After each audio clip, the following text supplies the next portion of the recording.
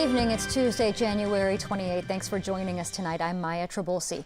It's wait and see tonight for San Diego County health officials. Tests are being done to confirm if the Wuhan coronavirus has arrived here. KPBS reporter Priya Sridhar has more on the local case and how this potentially deadly virus is spreading. Samples from a San Diego person who is exhibiting symptoms of the coronavirus and recently traveled to China were sent to the Centers for Disease Control and Prevention. County health officials say they should know by the end of the day Tuesday whether this is a confirmed case. When the person returned, they apparently developed symptoms. Symptoms, coronavirus, in this particular case could be like either flu or cold symptoms. You can get a cough, fever, cough, runny nose, just feeling bad. But the hallmark symptom is, in addition to fever, is pneumonia. That person is now in isolation at their home while county health officials are working to contact the people this person may have exposed. China's death toll rose to at least 106 on Tuesday with a total of 4,515 cases. Here in the United States, the CDC is reporting 5 American cases, 2 in Southern California and 1 each in Washington State, Chicago, and Arizona. All the cases involved people who had recently arrived from central China. Health officials say that the risk to Americans remains low. There is right now no need for the general public to talk about quarantining themselves, nor wearing masks. What people can do to help protect themselves is the same thing that we ask people to do every year during flu season. Number 1, wash your hands often and frequently and properly. So stay away from people that are sick. If you have a cough, cover your cough and keep your hands out of your eyes or nose or your mouth because germs are everywhere. As of right now, the only place in the United States that can test for the coronavirus is at the Centers for Disease Control and Prevention. Priya Sridhar, KPBS News. And now to the impeachment trial. Today, California's Dianne Feinstein hinted she might vote to acquit President Trump due to the timing of the election. That's one of the arguments made by the president's lawyers as they wrapped up their opening statements. You are being asked to remove a duly elected president of the United States, and you're being asked to do it in an election year. In an election year.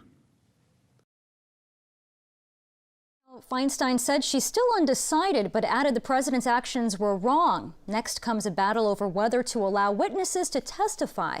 Camila Bernal has more from Washington. The Senate will convene as a court of impeachment. A third and final date for the president's defense in his impeachment trial.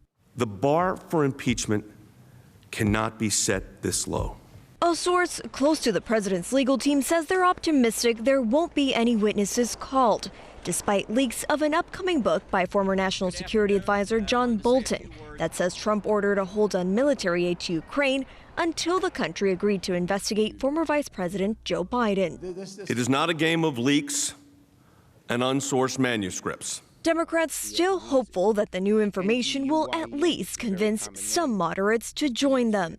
Every day, some new revelation emphasizes our request for relevant witnesses and documents in this trial. Even before witnesses, senators will have a 16-hour question and answer period. After that, a 4-hour debate, equally divided between the House managers and the White House counsel on whether to move to consider witnesses and documents. I'd like to hear from John Bolton, and I think the idea that's been expressed in the media about having each side be able to choose a witness or maybe more than one witness on a paired basis, it has some merit. But the majority of Republicans still backing the president. Camila Bernal, KPBS News. KPBS will continue to have live coverage of the impeachment trial. You can follow it on all of our platforms. During the trial, KPBS Midday Edition will be on at a special time of 9 a.m. on KPBS Radio. Retired Navy SEAL Eddie Gallagher is lashing out at fellow SEALs who testified against him in his war crimes trial. Gallagher went so far to call them cowards and much more. Here's KPBS reporter Max Rivlin-Nadler.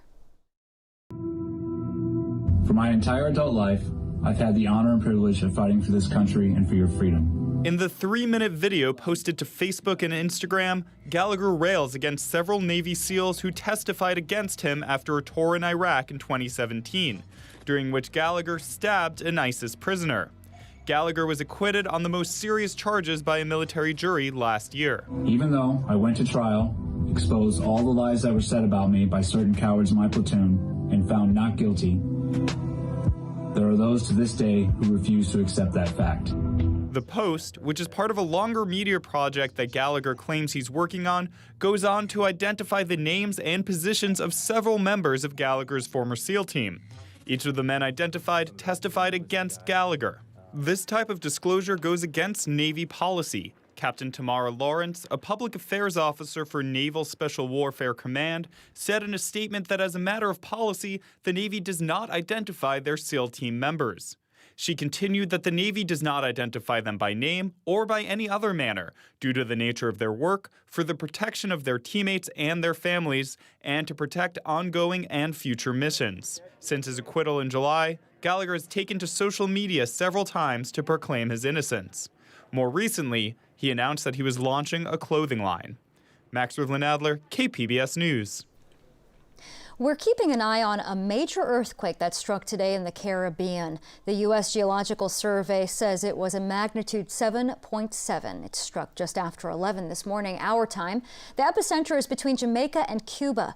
At this point, there are no reports of any major damage, and seismologists say there was no tsunami threat. Disaster response and prevention is what brought the CEO of PG&E to Congress today. He started with an apology. PG&E equipment played a significant role in several of these fatal fires, for which we are deeply sorry. And we're taking action to help those communities rebuild and recover and to prevent events like this from ever happening again. Congress members wanted to hear from the Northern California utility about the steps it's taking to reduce future wildfires caused by its equipment. Johnson also talked about preemptive power outages that have been adopted by other agencies, including SDG&E, saying they will be shorter and more narrowly focused. State lawmakers are considering a bill that would require utilities compensate for some financial losses during such outages. A big change is coming to San Diego's beaches. All those scooters you've seen over the past couple of years will be going away. Today, the City Council cast its final vote to ban scooters, e-bikes, and other motorized vehicles. The ban will apply to boardwalks at Mission Beach and Pacific Beach, along with walkways at La Jolla Shores and Mission Bay. Council members Barbara Bree and Jennifer Campbell, whose districts include those areas, voted against the ban. An exception will be allowed for motorized wheelchairs. Just moments ago, the Los Angeles County coroner officially identified Kobe Bryant as one of the victims of Sunday's helicopter crash in Calabasas. Also, we are getting our first look at the helicopter that carried the NBA great and 8 others before it crashed Sunday morning. A man who lives in Glendale posted this video to Twitter. It shows the helicopter flying low about a half hour before the crash. All 9 victims have been recovered as investigators try to find out what went wrong. Meanwhile, we're hearing from those who were impacted by Bryant, including former teammates. Connor Powell has more. Kobe, Kobe, Kobe. For the Los Angeles icon taken too soon, the outpouring of love and support extending well beyond the world of basketball. He had that type of leadership quality, and he had so much more to give along those lines. Stars, celebrities, and casual fans celebrating the uniqueness of Kobe Bryant, who died Sunday in a helicopter crash along with his 13-year-old daughter Gianna and 7 others. His former teammate Shaquille O'Neal at a loss for words. I'm not doing well. I'm sick. I haven't eaten. I haven't slept. I'm looking at all the tapes. I'm sick right now. Tuesday night's Laker game against the Clippers was postponed. The team is still grappling with the devastating loss, not yet ready to return to work, as millions mourn his death. Those who crossed paths with Bryant sharing special moments about what he meant to them. He was there for me. He was my mentor, my friend, and it's just heartbreaking to see and to hear what has happened to him and his daughter. and how he dedicated his life after retirement to mentoring young players, including his daughter's team. Patience, man. They're 12. You just got to be patient, let them develop, let them grow. In Los Angeles, I'm Connor Powell. I'm Judy Woodruff. Tonight on the NewsHour, the president's legal team wraps up arguments while the question of additional witnesses looms over the impeachment trial. Coming up at 7 after Evening Edition on KPBS.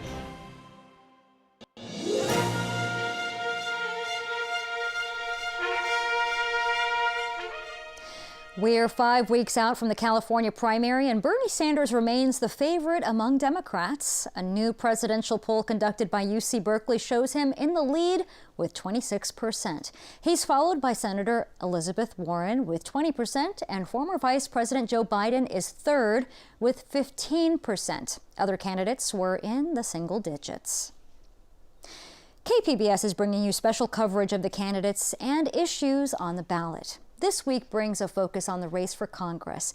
After 20 years, Susan Davis is retiring, and there's a crowded field to replace her in the 53rd District. Matt Hoffman tells us who they are. The 53rd Congressional District covers a large part of the county, including sections of San Diego, El Cajon, and Chula Vista. I joined the Marine Corps, earned the rank of captain, and deployed as a combat engineer. Democratic candidate Janessa Goldbeck left the Marine Corps in August, and before that was a human rights advocate. Goldbeck says voters are most worried about the high cost of housing. That experience of trying to find a place to live and be able to afford a neighborhood with good schools and access to easy transportation, that's tough for a lot of people. I think people are concerned about that. I'm also hearing a lot of folks talk about the climate crisis. In California and San Diego especially, we are at the forefront of feeling the effects of climate change, whether it's wildfires in our canyons and right up the road, or the effects of coastal rising sea levels on our coastal communities and our installations. So people want to see actual actionable change in Washington. Goldbeck also says her votes in Congress won't be bought by big donors. The reason why Congress hasn't been able to make progress on issues that a lot of Americans care about and agree on, like passing universal background checks for gun sales, is because members of Congress are bought off by special interests. So I will be a consistent voice, always asking who's behind what piece of legislation and why. Second, tackling the climate crisis. We've talked a little bit about it so far, but really the effects are being felt here in San Diego, and it's important that we address the #1 threat to our national security, which is climate change. Meet Democrat Sarah Jacobs. Her approach? Listen to everyone. Take the best ideas. Do the work. She did that at Obama's State Department. Jacobs unsuccessfully ran for the 49th congressional seat in 2016. She's also worked as an advocate to end childhood poverty. Here are the issues she says voters in the district care most about. One is climate change and the urgent threat that it poses, especially from young people who are very concerned about the world that they're going to be living in. Another is gun violence. I can't tell you how many young people and parents I've talked to who are so afraid to send their kids to school every single day. And then, of course, we know here in San Diego we have a crisis of the cost of living, both in housing and in healthcare. If elected, Jacobs says she'll take a leadership role in shaping the nation's foreign policy. Really looking at how we can make sure that we are making the world more peaceful and keeping Americans safe. And I think there's a way to do that without getting us into endless wars, without us being the world's policeman. Another issue that we hear a lot from voters and that I'm very passionate about is affordable childcare. I think we need to set a national goal that no family pays more than 10% of their income on childcare. Right now, a lot of families in San Diego are paying 30, 40%. For some, it's more than rent. I'm honest, I have integrity, and I have character. One of the few Republican candidates in the race is Famila Ramos, who recently lost a bid for a school board seat in Chula Vista. She's worked as a nurse and in the hospitality industry. These are the issues she says voters are talking to her about. Bread and butter issues, jobs, taxes, things like that.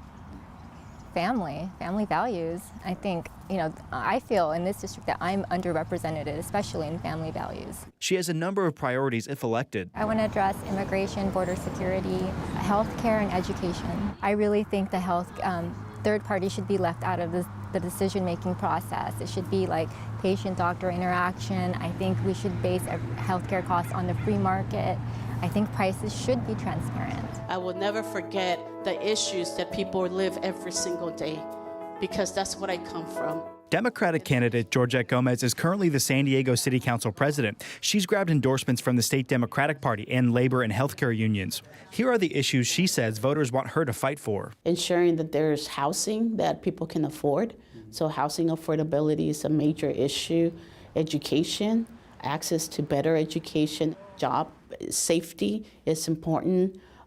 We do have a district that is a majority working class district. People of color district. Gomez's priorities include helping people get into a home they can actually afford. The resources that we get from the Department of Housing is not enough. We have a Section 8 waiting list that is over 10 years, if not more. And that's because the housing department, the federal housing department, is not making that issue a priority. So we need to reform that. We need to ensure that we're prioritizing climate, that the cities are moving forward with their climate action plan. That's going to take resources. And yet again, there's only so much at the local level. I'm going to go to DC to make sure that there's money that comes to a region. The 53rd is one of the bluest districts in San Diego County, with Democrats outnumbering Republicans by about a 2-to-1 margin. Matt Hoffman, KPBS News. Tonight, we're also looking at Measure B. Voters will be asked to decide if a controversial housing development near Escondido should move forward. KPBS reporter Eric Anderson tells us what this would mean for North County. Newland Sierra developers want to build 2,100 homes, retail space, trails, parks, and set aside some open space near Interstate 15. County officials approved the project, but opponents forced the measure on the March ballot.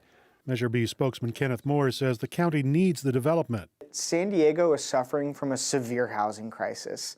And unfortunately, the people that are hurt most by this severe housing crisis is working families in San Diego County. Moore says the project is being opposed by the owners of the Golden Door, a luxury resort near the project. We can't let narrow special interest of a $10,000 a week luxury spa take precedence over creating affordably priced housing for working families. Not so, says the opposition to Measure B. Cliff Williams says developers took advantage of the system. They got cheap land because this project wasn't supposed to be there. And they're going to upzone it, and they're going to make over $1 billion. County voters will decide for the first time whether they agree with the Board of Supervisors, which approved the general plan amendment allowing the project to move ahead. This is an important thing. This is the people of San Diego saying, we've had enough of these sprawl developments, and we're not going to allow it to happen. A yes vote on Measure B allows the project to be built. A no vote overturns the supervisor's approval. Eric Anderson, KPBS News. You can watch or stream our coverage anytime at kpbs.org and our KPBS podcasts. Tomorrow we look at the push to expand the convention center through Measure C. And the wind is picking up, and with it comes an advisory for some of our valley and mountain communities. Marvin Gomez has tonight's forecast. Tonight, we're looking at mainly clear skies. We have that offshore flow. Temperatures across Escondido coming down to 40 degrees. Borrego Springs 48. Mount Laguna, you're cooling down to 34 degrees for tonight. And also, speaking of tonight, we're going to have those crosswinds starting to pick up. Your AccuWeather local Stormex for some of those wind gusts is up to 65 miles per hour. And of course, we're going to see some blowing dust and a slight increase in the possibility for the risk for fire out there across the higher terrain. As a matter of fact, already we're going to see some of those weather alerts going in effect in the next couple of hours, and they are going to be persistent as we head all the way into our Thursday afternoon. So locally for us here at home across San Diego, some of those wind gusts could be up to 18 miles per hour, but take a look across Mount Laguna. Wind gusts there could definitely be over 40 miles per hour. As we head into our Wednesday, the middle of the work week, mild temperatures for Southern California and into Arizona as well. Again, it's going to be a very breezy day with that offshore flow. Temperatures across San Diego County, they're going to be coming up to 73 degrees for Escondido. And across San Diego, we're going to come up to 69 degrees, mostly sunny conditions along the coast for this Wednesday. And also for the next couple of days, temperatures here slowly increasing as we get closer towards the weekend. Same setup across inland areas, mostly sunny skies, and we're going to be warming up into the low 80s by the time we head into our Saturday. Across the higher terrain, the mountains, we're in the 50s with mostly sunny skies. Very windy again for tomorrow. And in the deserts, we're going to see those temperatures in the mid to upper 70s for the next couple of days with mostly sunny skies. For KPBS News, I'm AccuWeather's Marvin Gomez. Back to you. And it's been said times are a-changin', and that is certainly true for Barbie. The doll maker Mattel says its new release is the brand's most diverse yet, to better reflect the children who play with them. Some of the new Barbies have rainbow-colored hair or no hair at all. Others have wheelchairs or prosthetic limbs. They also come in varied skin tones, even vitiligo. Mattel has been criticized in the past for its unreal portrayal of beauty. It's that time of year when people are eager to find out how much money they'll be getting back from their taxes, or dreading how much they might owe. Either way, there are some changes to tax law that could affect that number. Mary Maloney explains. For the first time in years, the IRS updated the Federal Income Withholding Form, or W-4. The change reflects the new tax code Congress approved in 2017. The new form has been divided into 5 steps, and you could skip questions that don't apply to your situation. One major change is that it took away allowances, because the new tax law eliminated personal exemptions. Instead, the form directly asks you how many children and dependents you have, and you have to multiply that number by the amount of the federal tax credit. It also simplified the section about other income. Now you just have to check a box if you work 2 jobs, or if you have a spouse who works. You only need to fill out a W-4 if you started a new job in 2020. But tax specialists encourage workers to review their withholdings each year. If too little is deducted, you may get a smaller refund or possibly owe money at tax time. If too much is deducted, you might get a fat check at tax time. But you're basically giving the government a no-interest loan throughout the year. For Consumer Watch, I'm Mary Maloney. It's not just the Aztecs who will honor former SDSU legend Kawhi Leonard on Saturday. It will officially be Kawhi Leonard Day in San Diego. The City Council approved the proclamation today. Leonard will be at Viejas Arena Saturday when his number 15 jersey is retired. The NBA star was part of a great Aztecs team a decade ago, and SDSU has a game against New Mexico on Wednesday. If they win, they'll be a perfect 22-0 ahead of Saturday's game against Utah State. The Old Globe Theater is showcasing a collection of plays on the Black experience in America from playwright August Wilson. KPBS arts reporter Beth Accomando has this preview of the latest production, Jitney. August Wilson's plays always make director Ruben Santiago Hudson think of the same thing. Home. I'm home. I'm home. I know these people intimately. I know the way they smell. That sense of home and family are also key for actor Keith Randolph-Smith. It's like having Thanksgiving dinner, and we invite all these people over, and we make an offering of a dinner for them, and that's the play. Wilson chronicled African-American life in the 20th century in a cycle of 10 plays, each focusing on a different decade. Jitney is set very specifically in the Hill District of Pittsburgh in 1977 and looks to a group of unlicensed cab drivers. Boy come by here a little while ago this morning, the oldest one. Couldn't have been no more than 16, 17 at the most. He come by here and asked me to carry him on a trip over to the north side. Yeah. But then he said he got to make a stop up on Whiteside Road. I carried him up there. He go into one of them houses, and he come out carrying the television. When people come see the play, they always remark that, oh, that character reminds me of my uncle. That character reminds me of that cousin. And I've heard this from people of many different nationalities, many different ages, many different genders. And so I know there's something universal in the specificity of his writing. Now, I know the boy that stole the television, but I ain't said nothing. I just want my money. August Wilson, as a playwright, has a musicality and a rhythm to his language, and I'm sure that has to do with him writing poetry when he started out. They're really beautifully written. Stephen Anthony Jones plays Becker, the owner of the Jitney station. They gonna board the place up come the first of next month. The play occurs against a backdrop of urban renewal. It ain't like that's a small piece of news. I got rent to pay, doctor bills. I think what August Wilson captured in Jitney was the life of working class black people, the everyday life, by examining the most mundane things. He found things that were profound. Santiago Hudson, who's directing the touring production of Jitney, wants to convey both the mundane and the profound in the play. He says Wilson is a great storyteller, but that's not where his true brilliance lies. The brilliance is how you put that all together in a dynamic platform.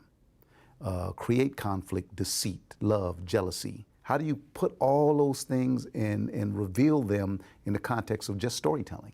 Very often I find myself afterwards feeling as though I had been floating along in this sea of language that carries me up and down, and sometimes it's stormy and turbulent, and other times it's smooth and the sun is shining and it's filled with such beauty. The way I direct August Wilson, I'm not trying to explain my people to you.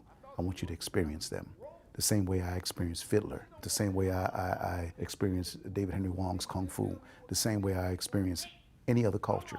I just want to sit there and be inundated by something that I really don't know every day, externally, and internally something I know every day, relationships.